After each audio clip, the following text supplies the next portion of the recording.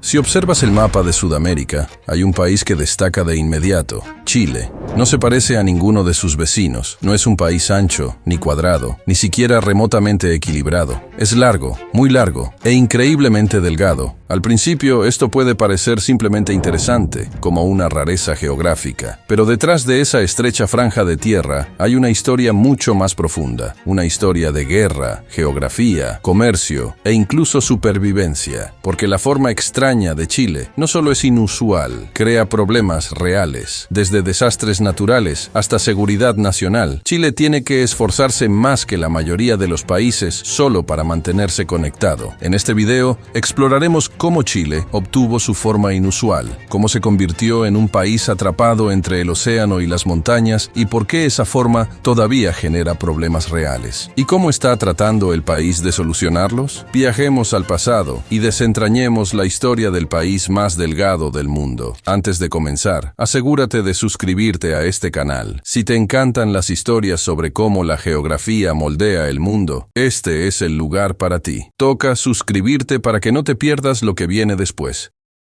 Chile no empezó siendo tan largo y delgado. Se convirtió en eso gracias a una mezcla de ambición, geografía y conflicto. Siglos atrás, antes de que Chile existiera como país, esta estrecha franja de tierra era hogar de varios pueblos indígenas. En el norte estaban los atacameños y aymaras. En el sur, los fieros e independientes mapuches resistieron el control externo durante siglos. Luego, llegaron los españoles en el siglo XV, en busca de oro y un imperio. Pero colonizar Chile no fue fácil. A diferencia de Perú o México, no había un imperio rico que conquistar. Lo que encontraron los españoles, en cambio, fue un terreno difícil. Montañas que dividían la tierra, desiertos que jamás veían llover y un pueblo feroz que se negaba a rendirse. Los españoles lo llamaron el fin del mundo. Y por un tiempo, eso fue exactamente lo que pareció. Después de obtener la independencia de España en el año 1818, Chile seguía siendo un país pequeño, concentrado principalmente en la región central, alrededor de lo que hoy es Santiago y Valparaíso. Pero eso cambió rápidamente. En el siglo XIX, Chile comenzó a expandirse agresivamente en ambas direcciones. El avance hacia el norte se volvió especialmente importante durante la Guerra del Pacífico, que duró desde el año 1879 hasta 1884. En esa guerra, Chile luchó contra Perú y Bolivia, principalmente por tierras ricas en nitratos en el desierto de Atacama. Cuando terminó la guerra, Chile había ganado enormes territorios y Bolivia había perdido toda su costa, convirtiéndose en un país sin salida al mar. Esta victoria le dio a Chile el control de una vasta riqueza mineral y empujó sus fronteras mucho más al norte, añadiendo más de 500 kilómetros a su longitud. Mientras tanto, en el sur, Chile se movió hacia la remota región de la Patagonia, reclamando tierras que también estaban siendo disputadas por Argentina.